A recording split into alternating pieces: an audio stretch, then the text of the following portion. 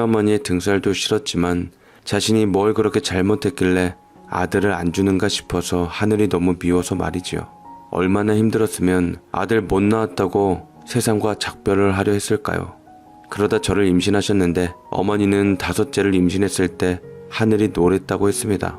아들이 아니면 정말 집에서 쫓겨날 각오를 해야 했지요. 어머니는 이번이 마지막이라는 심정으로 저를 낳으셨던 것입니다. 다행히 5째인 저는 아들이었어요. 그날 할머니는 그 누구보다 기뻐하셨습니다. 반면 어머니는 이런 할머니를 붙잡고 통곡을 하셨다는군요. 가슴에 한이 맺혀서 말입니다. 5남매 중 유일한 아들이었던 저는 그야말로 할머니가 업어 키우셨습니다. 지금도 할머니 생각만 하면 눈물이 왈칵 올라올 만큼 많은 생각이 납니다. 뭐든 제 물건은 최고로 좋은 것이 주어졌고 제가 하는 일에는 뭐든 잘한다를 해주셨습니다. 할아버지 댁은 그 동네에서 유명한 부잣집이셨습니다. 농담 삼아 그 동네의 절반 이상이 할아버지 명의라고 불렸을 정도였지요. 대대손손 양반집이었고 대대손손 금은보화가 넘치는 그야말로 명문 집안이었던 것입니다. 하지만 이런 대접이 저는 마냥 좋지 않았습니다. 왜냐하면 4명의 누나들이 저를 매의 눈으로 시기 질투했기 때문입니다. 지금 생각해보면 너무나 유치하고 웃기지요. 누나들은 저를 몰래 때리기도 했습니다. 그러다 들켜서 할머니한테 하루 종일 혼이 나곤 했어요. 넷이서 연합해서 저를 공격하기도 했었습니다. 그땐 다들 어렸으니까요. 그렇게 오냐오냐 키워진 제가 달라지기 시작한 건 역시나 할머니 때문이었습니다. 할머니께서 지병을 앓으시다가 돌아가셨는데 무엇을 하든 즐겁지가 않았지요. 삶의 의욕이 없었달까요? 저한테 무조건적인 사랑을 주었던 할머니가 옆에 없었기 때문이기도 했습니다. 저의 든든한 버팀목이 사라져버린 것이었으니까요. 할머니는 돌아가시기 전까지도 저를 애지중지하셨습니다. 그때의 모습이 지금도 뇌리에 선명하죠. 평소에도 제게 집안의 모든 재산을 물려주신다는 말씀을 하셨는데 저는 당연히 할머니가 약속을 지켰을 거라고 생각했어요. 하지만 할머니 장례식이 끝나고 난 뒤 저는 청천벽력 같은 소리를 부모님께 듣게 되었습니다. 어머니, 할머니가 저한테 유산을 다 물려주셨어요? 그냥 궁금해서 그래요. 약속을 지키셨나 해서요. 아니? 할머니가 평소에 그런 말을 한 건 다 장난이었을 거야. 너를 워낙 아끼고 사랑했으니까. 근데 그게 법적으로는 불가능하다는 걸 알게 되신 거지. 유류분 청구라는 게 있어서 만약 네 누나들이 유산을 상속 못 받으면 법원에다가 소송을 낼 수 있거든. 그걸 들으시더니 할머니는 깔끔하게 법적으로 정해져 있는 수준으로 정리를 하셨어. 네? 진짜? 실망이네. 그럼 나한테 뭐라도 더 물려주고 가시지. 솔직히 속상했습니다. 그 말을 믿은 내가 바보구나 싶기도 했지요. 할머니가 입버릇처럼 했던 말들도 결국 다 거짓말이었구나 싶어서 상처를 받게 되더군요. 그러니 실제로 제가 물려받은 재산은 별로 되지 않았습니다. 부모님 2분이 재산의 절반 이상을 받으셨고 나머지 돈에서 누나들까지 다 나눠주었으니 그런 것이지요. 누나만 넷이었으니까요. 저는 취업 준비도 안 하고 그냥 집에서만 놀고 먹었습니다. 저는 할머니의 상속에 실망해서 그때부터 돈을 흥청망청 썼지요. 철이 없었던 그때 저는 그저 할머니가 너무 원망스럽기만 했으니까요. 어느 날은 그런 저를 안쓰럽게 쳐다보시면서 어머니가 말씀하셨습니다. 석호야, 요즘 왜 그러냐? 취업도 안 하고 이렇게 맨날 방구석에만 있는데 매일같이 택배가 오고 나는 그동안 너한테 잔소리도 안 하려고 무진애를 써왔어. 할머니가 너를 워낙에 감싸셨으니까. 근데 이제 너한테도 혼도 내고 잔소리도 해야겠구나. 대체 언제 정신을 차리려고 그러니? 엄마는 알지도 못하면서 그러지 마세요. 요즘 취업이 쉬운 줄 아세요? 명문대 나온 사람들 천재예요. 저 대기업은 꿈도 못 꿔요. 아니, 내가 너한테 좋은데 취직하라고 하는 말이 아니잖니. 그냥 월급 얼마 안 되는 직장이라도 다녀야 하지 않겠냐는 그 말이야. 매일 이렇게 집에만 있는 너를 보면 아주 내가 마음이 쓰인다. 엄마는 참 할머니한테는 꼼짝도 못했으면서 이제 할머니 없다고 저를 잡고 잔소리 하시려는 거예요? 저요, 안 그래도 취업 스트레스 심해서 탈모도 왔어요. 그나마 할머니 계실 때에는 제 마음이 안정됐었는데 지금은 안 계시니까 세상에 혼자 된 것 같아서 너무 힘들단 말이에요. 말이야 바른 말이지. 그동안 엄마 대신 할머니가 저를 키우신 거잖아요. 그러니까 제게는 엄마 같은 할머니가 없는 거라고요. 제발 저 좀 그냥 놔두세요. 저는 할머니 얘기를 하다가 울컥했습니다. 엄마는 할머니의 과한 사랑 때문에 늘 누나들 편에 서 있으셨지요. 그 마음을 저도 이해했는데 할머니가 없으니 이제 저는 엄마를 잃은 아이처럼 힘들기만 했던 것입니다. 정작 엄마한테는 그런 위로를 받지도 못했지요. 그 사실이 너무 서글펐습니다. 하지만 그런 저를 보시면서 어머니는 혀를 끌끌 차셨습니다. 아직도 너무 어린아이 같다면서요. 어머니는 제가 다 컸는데도 집에만 있는 게 불만이신 것 같았습니다. 솔직히 저는 취업시험도 면접시험도 다 자신이 없었습니다. 다시 또 공부를 한다는 것도 싫었죠. 정말 거짓말 안 보태고 저는 이렇게 살다가 아버지가 물려주시는 재산으로 남은 삶을 살 생각까지 했습니다. 하지만 그런 말까지는 꺼내지 않았죠. 엄마가 걱정하실 걸 아니까요. 그날 이후 엄마의 잔소리는 잦아들었습니다. 대신 4명의 누나들에게서 따가운 눈초리를 받기 시작했죠. 너 언제까지 이렇게 집에만 있을 거야? 밖에 나가서 친구들이랑 만나기라도 해. 할머니가 돌아가셨다고 네 삶이 끝난 게 아니잖아. 제발 정신 차리고 취업 준비를 하라고. 너 진짜 큰일이다. 이제 30살인데 취업 준비도 안 하고 이게 다 뭐니? 게다가 네 방도 좀 정리 좀 해. 무슨 쓰레기장 같단 말이야. 아우, 생각했던 것보다 더 심각한데? 요즘 애들이 취업을 포기하고 산다고는 하던데 석고마저 이럴 줄은 몰랐네. 일을 어째. 포기 겨운 소리 하네. 뭐? 취업을 포기해? 어디 취업 원서를 내보기로 했어? 아니면 면접을 보기로 했어? 노력을 해본 게 하나도 없는데 포기를 해? 세상에 얼마나 정글 같은 곳인데 시작도 안 해보고 포기하고 그래. 나는 취업하려면 다른 방법 없다고 봐. 무조건 부딪혀보는 거 말고는. 그리고 너 눈도 좀 낮춰야지. 아니면 누나가 소개시켜주는 곳이라도 원서 내보던지. 어? 첫째 누나가 한마디 하면 둘째 누나, 셋째, 넷째 누나까지 제게 돌아가면서 잔소리를 했습니다. 그걸 듣고 있으면 정신이 몽롱할 정도였죠.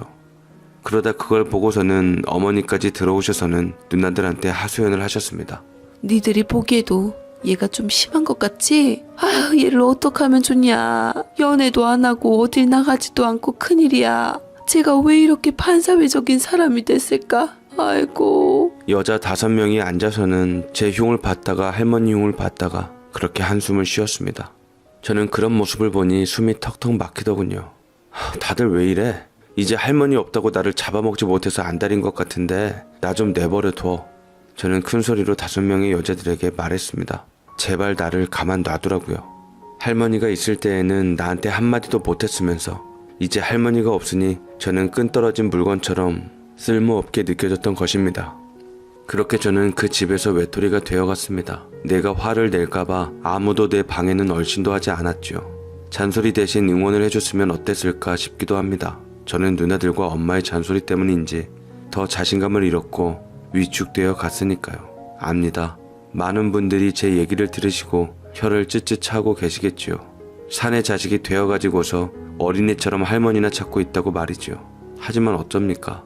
제 마음이 그때까지도 마치 허벌판에 버려진 아이처럼 힘들고 외로운 걸 말입니다.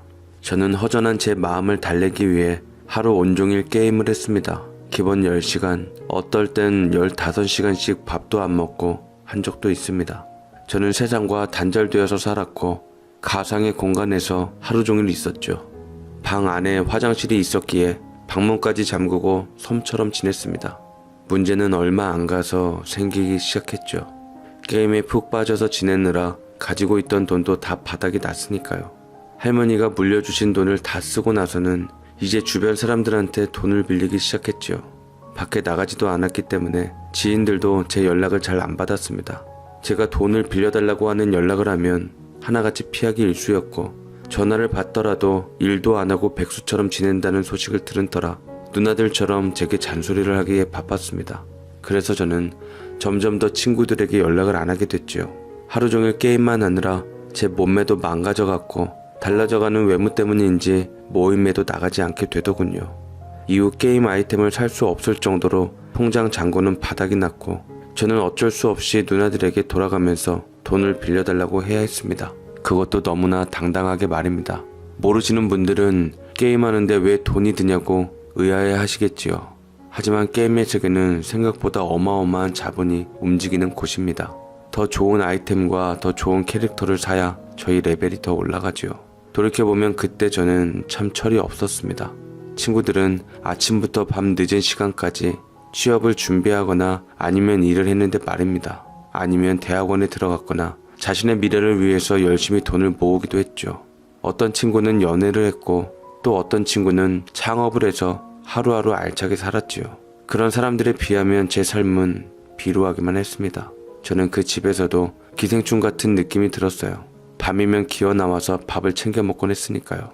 일반적으로 사춘기는 학창시절에 대부분 끝내는데 저는 나이 30살에 아주 심한 열병을 앓고 있었던 것입니다. 그러니 주변에서는 저를 곱게 보지 않았지요. 저를 이해하긴커녕 제게 잔소리를 하고 저를 고치기 위해서 화를 내셨던 것입니다.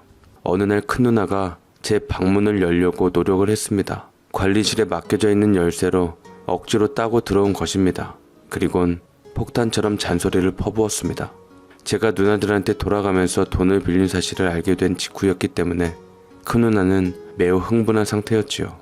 석호야, 너 진짜 어쩌려고 그래? 그 많은 돈이 왜 필요한 거야? 누나들이 너를 동생으로 아끼고 사랑하는데 정말 이건 아닌 것 같아. 네가 지금 15살짜리 사춘기 소년도 아니고 다 큰 성인인데 누나들한테 돌아가면서 돈이나 빌리고 지금 할머니가 물려주신 돈도 너 다 썼다며. 엄마가 그 사실을 알고 얼마나 충격받으셨는지 알아? 도대체 이 방에서 뭐하고 사는 거야? 또 시작이구만. 할머니가 주신 돈, 그깟 돈 얼마나 한다고 내가 그걸 평생 가지고 있을 줄 알았어? 그리고 누나가 말했듯이 나 15살 아니야. 30살 남동생 방을 이렇게 막 마음대로 들어오진 말아야지.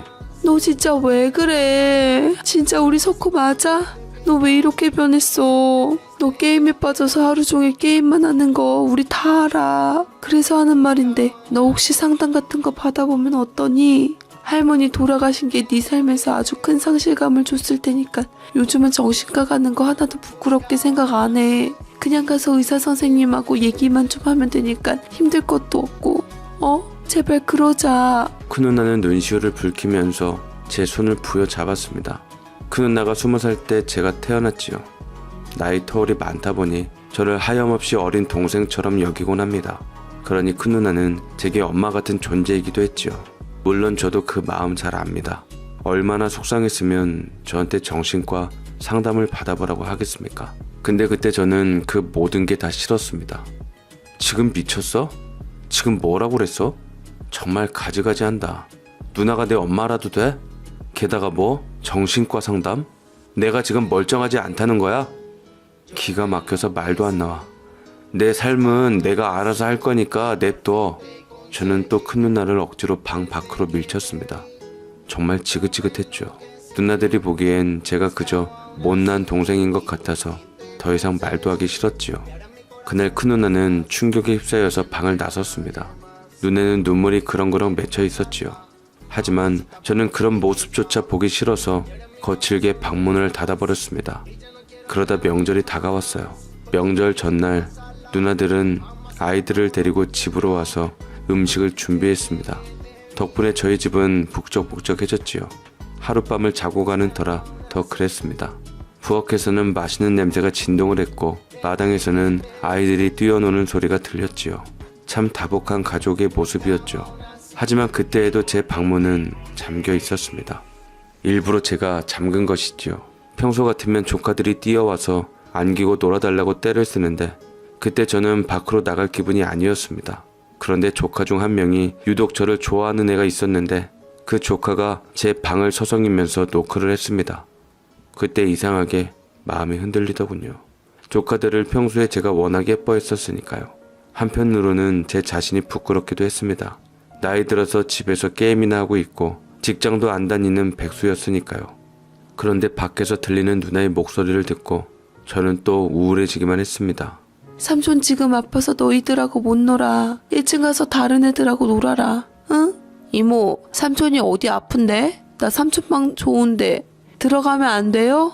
안 된대도 삼촌은 뭐랄까. 네가 이해할지는 모르겠지만 마음의 병을 가지고 있어. 그래서 집 밖에도 나오지도 않고 그래서 당분간은 조카들하고 놀아주지 못할 거야. 그러니까 여기 있지 말고 내려가렴. 저는 방문 밖에서 셋째 누나가 조카를 타이르는 목소리를 들었습니다. 제게 마음의 병이 있다는 말을 하는 걸 들으니 가슴이 찢어지더군요. 조카들에게 그렇게 설명을 해줘야 할 만큼 제 상태가 나빠진 것 같기도 했습니다. 그날 저는 내내 멍해 있었죠. 이후에는 제 방문을 노크하는 사람이 단 한 명도 없었습니다. 명절이었는데 말이죠. 밖에서 다들 웃는 소리가 들려왔어요. 저는 없는 사람 취급을 당하는 것만 같아서 기분이 점점 다운되어 갔습니다. 사실 그 누구의 탓도 아니었습니다. 바로 나 자신의 문제였지요. 그렇게 혼자 있으니 스멀스멀 할머니 생각이 또 났습니다. 할머니는 명절이 되면 그 무엇보다 저를 챙기느라 바쁘셨었는데 말입니다. 제 입에 맞춘다면서 모든 음식을 제게 한 번씩 먹여주기도 하셨습니다. 그리고 친척들이 오면 돌아가면서 저를 소개시켜줬고 저를 칭찬해 주셨지요. 잘생기지도 않았는데 할머니 옆에 있으면 저는 세상에서 제일 사랑스러운 사람이 되어 있었습니다. 근데 할머니가 없으니 이제 저는 필요 없는 인간이 되어가는 것 같아서 씁쓸하더군요. 그러다 밤이 되어서 저는 창문을 열었습니다. 밖에서 누나들과 엄마가 모여서 맥주를 마시고 있었고 그 소리가 들려왔습니다. 명절 준비를 끝내서 그런지 한결 가벼워진 듯한 목소리였지요. 근데 가족들이 모여서 얘기하는 주제가 이 집안의 골칫덩어리가 된 저에 대한 것이었습니다. 가족들이 저를 얼마나 사랑하고 있는지 그 목소리들을 들으니 가슴이 뭉클해지더군요. 아유, 나 오늘 정말 석고 때문에 가슴이 무너진다. 쟤를 어떡하면 좋으니? 정말 할머니 때문에 기분이 안 좋아서 그러는 건가? 언제면 밖으로 나올까? 예전처럼 명절 때 다 같이 웃으면서 지내면 얼마나 좋아. 아유, 엄마 너무 걱정 마요. 석호가 예전에 사춘기도 없이 잘 컸잖아요. 할머니가 석호는 사춘기도 없고 부모 속도 안 썩인다고 늘 자랑했었잖아요. 할머니가 마냥 예뻐해준 것도 있지만 어떻게 생각해보면 석호가 그동안 예쁜 짓을 많이 했던 것 같아요. 그러니까 할머니도 예뻐해준 거겠죠. 미운 짓만 하는데 아들이라고 오냐오냐 했겠어요. 지금은 좀 때늦은 사춘기를 겪고 있는 거라고 생각해요. 심하긴 해도 금방 제자리 찾아올 거라고 믿어요. 그러니까 엄마도 걱정 마세요. 맞아 엄마. 석호 뭐든지 다 잘했지. 석호가 할머니의 자랑이 아니라 동네의 자랑이었잖아. 명문대도 떡하니 붙고. 그러니까 엄마 우리 끝까지 석호 믿어줘요. 지금 우리가 너무 잔소리해서 붙들고 있으면 본인도 힘들 거예요. 저는 엄마와 누나들이 나누는 대화를 조용히 엿들으면서 눈물을 흘렸습니다.